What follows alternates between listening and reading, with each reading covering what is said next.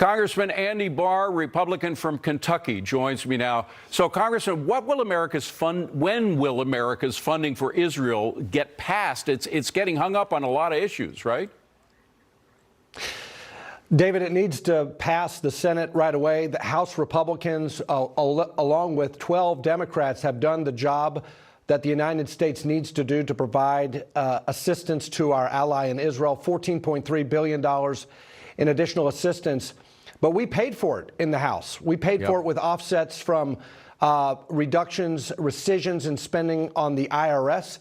And unfortunately, on a party line vote, Chuck Schumer's Democrat-controlled Senate rejected assistance to Israel.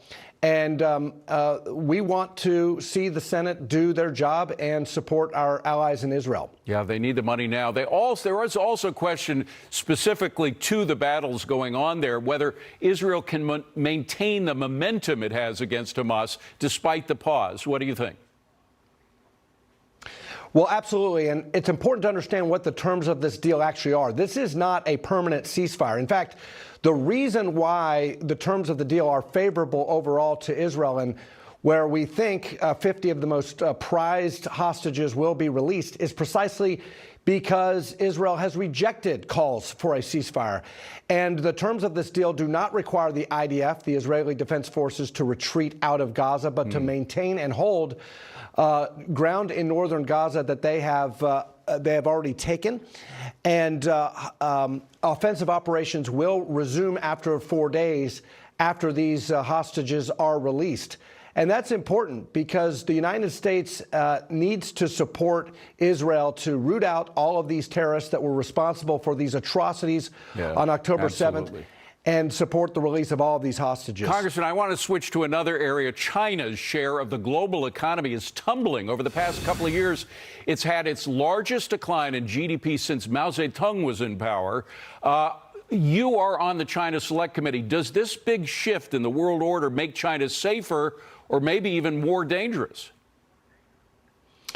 Well, it could make him more dangerous because Xi Jinping could see the window of opportunity with an invasion of Taiwan closing. And many of our intelligence officials say that 2027 is the window of danger.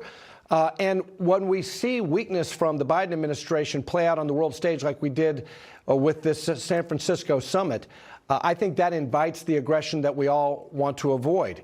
And there is a reason why Taiwan is in jeopardy right now, because we don't see any deterrence from the Biden administration on the world stage. At those meetings with Xi Jinping, there was no response whatsoever to the provocations in the South China Sea or incursions in the Taiwan airspace or the human rights violations in Hong Kong or Xinjiang or Tibet or the spy balloon. No repercussions whatsoever. And that's why we call it zombie diplomacy, weakness, and that invites aggression. Congressman, thank you very much for coming day after Thanksgiving. Have a wonderful week.